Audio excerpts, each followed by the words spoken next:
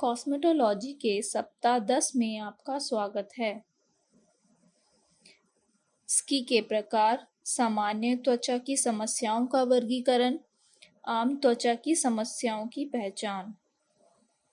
त्वचा के प्रकार।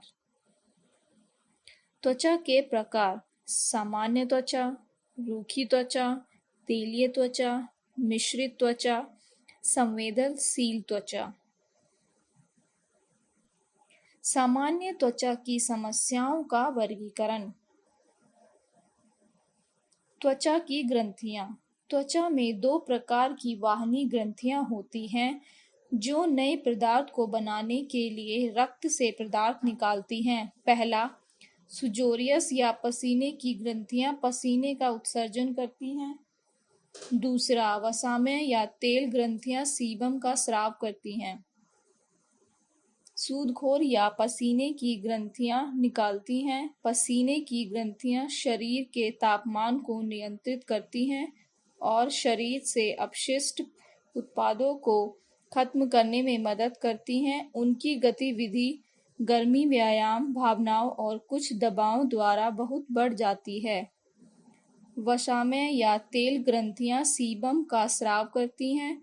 पसीने की ग्रंथियों में एक कुंडलित नंगे और एक ट्यूब जैसी नलिका होती है जो पसीने के छिद्र से त्वचा की सतह पर समाप्त हो जाता है।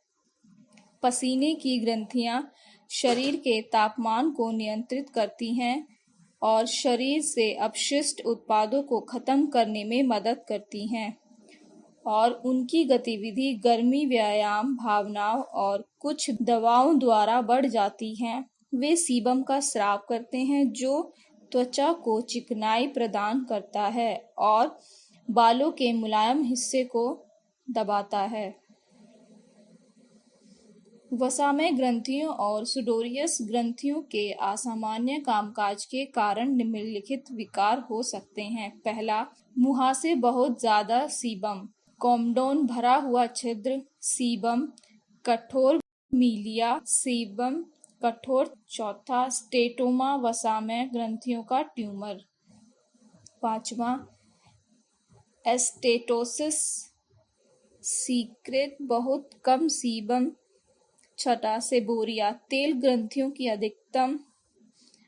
सातवां, हाइपरहाइड्रोसिस, असामान्य पसीना। आठवां, एनीहाइड्रोसिस, पसीना ग्रंथि स्राव को पूरी तरह से रोक देती है। नौवां, ब्रोमहाइड्रोसिस, शरीर का काम, पसीने में बदबू आना। 10वां, मिलीरिया, रूबरा, पसीने के छिद्रों के आसपास त्वचा के लाल छोटे घाव। आम त्वचा की समस्याओं की पहचान। ब्रोमहाइड्रोसिस, इसके पसीने की बहुत सारी गंध आमतौर पर कांख या पैरों पर ध्यान देने योग्य होती है। दूसरा, एनहाइड्रोसिस, पसीने की कमी, अक्सर बुखार या कुछ त्वचा रोगों का परिणाम होता है। इसके लिए चिकित्सा की आवश्यकता होती है। तीसरा, हाइपरहाइड्रोसिस या अत्यधिक पसीना आना, इसका कारण अत्यधिक गर्मी या शरीर की असामान्य कमजोरी है।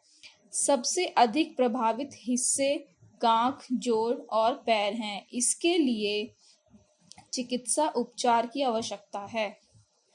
यह पसीने की ग्रंथियों का एक तीव्र चलन विकार है और छोटे लाल घाव के विस्फोट से पहुंचाना जाता है। इस त्वचा में जलन और खुजली एक साथ होती है।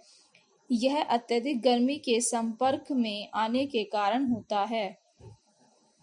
यह कॉस्मेटोलॉजी सप्ताह 10 का अंत है।